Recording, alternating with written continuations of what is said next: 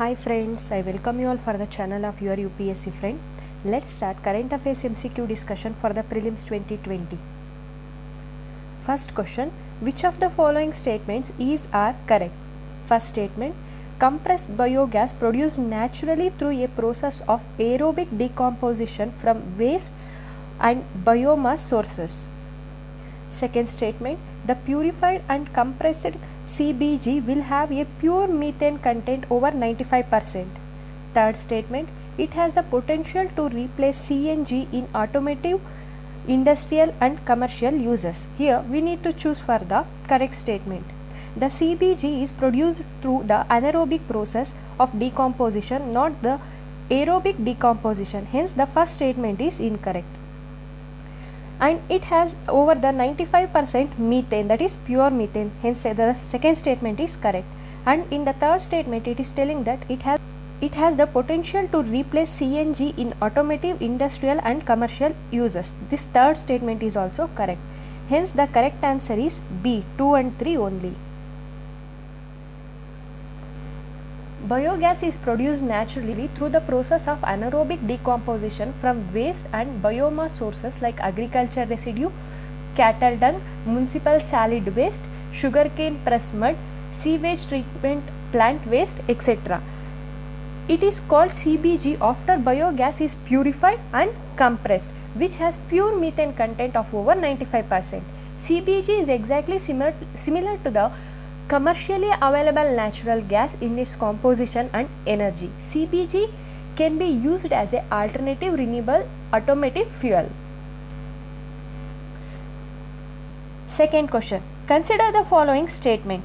First statement, the Wildlife Control Bureau is a statutory body established by the Government of India under the Wildlife Protection Amendment Act of 2006. Second statement, the National Board for Wildlife is constituted by the central government under section 5A of Wildlife Protection Act of 1972.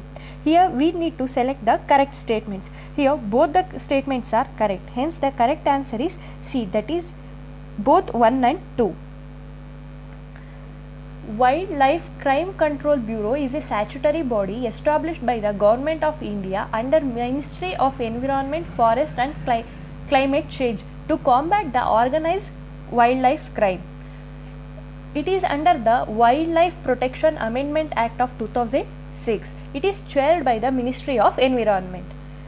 National Board for Wildlife is also constituted by the central government under section 5A of Wildlife Protection Act of 1972.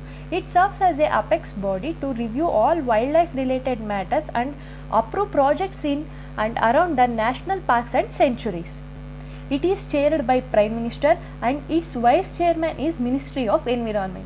The main function is it has the power to review all wildlife related matters and approve projects in and around the national parks and sanctuaries.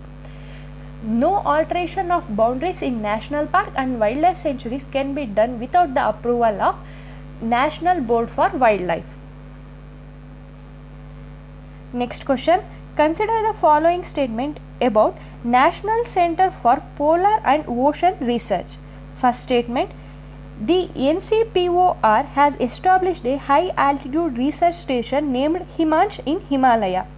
Second statement, NCPOR does not have the permission to do research in the Arctic region and the Antarctica continent. Here also we need to look for the correct statement.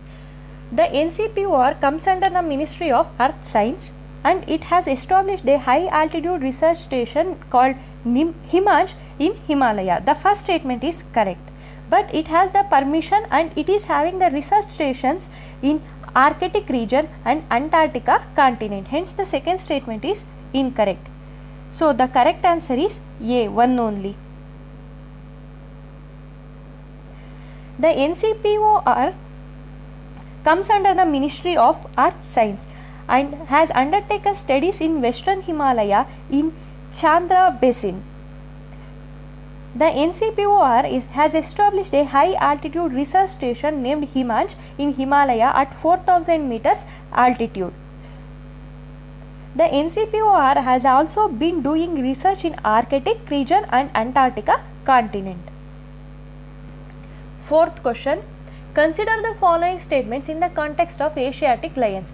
The first statement, the increase in the number of Asiatic lions in Gir forest in Gujarat between 2015 and 2020 is the highest rise between two census years. Second statement, Asiatic lions are present only in the protected areas of Gir forest. Third statement, Asiatic lions are listed as endangered under the IUCN Red List. Here we need to choose for the correct statement. The increase in the number of Asiatic lions in the Gir forest between 2015 and 2020 is the highest in two consecutive census years. This first statement is correct. But the Asiatic lions are found in Gir forest and also in the agro-pastoral landscapes of Saurashtra.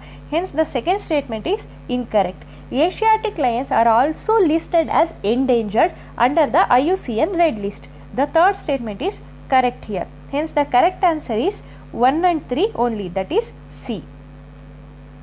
The increase in the number of Asiatic lions in Gir forest in Gujarat between 2015 and 2020 is the highest rise between two census years.